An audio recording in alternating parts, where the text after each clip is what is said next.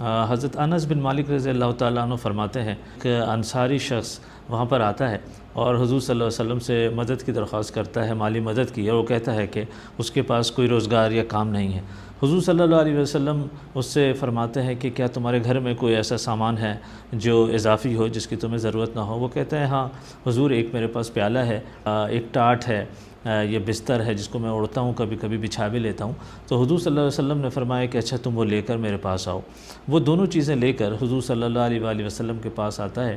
حضور صلی اللہ علیہ وسلم ان دونوں چیزوں کو اپنے ہاتھ میں اٹھاتے ہیں اور وہاں پہ جو صحابہ کرام موجود ہوتے ہیں ان سے فرماتے ہیں کہ کون ان دو سامان کو خریدے گا؟ صحابی پیشکش کرتے ہیں کہ حضور میں اس کو 2 درہم میں خریدوں گا۔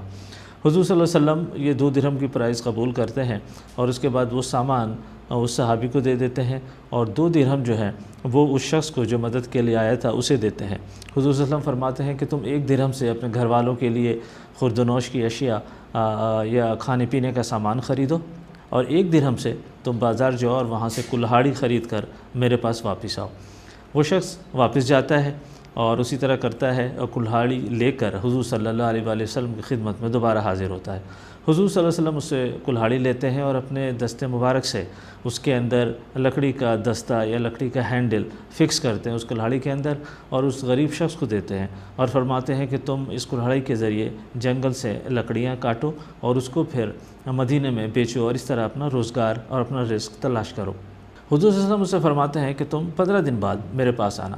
وہ شخص 15 دن بعد حضور صلی اللہ علیہ وسلم کے پاس آتا ہے اور کہتا ہے کہ یا اللہ کے رسول، الحمدللہ میرا گھر صحیح چل رہا ہے، روزگار مجھے مل رہی ہے، اور میں نے خیر سے 10 سے 15 درہم جمع بھی کر لی ہیں۔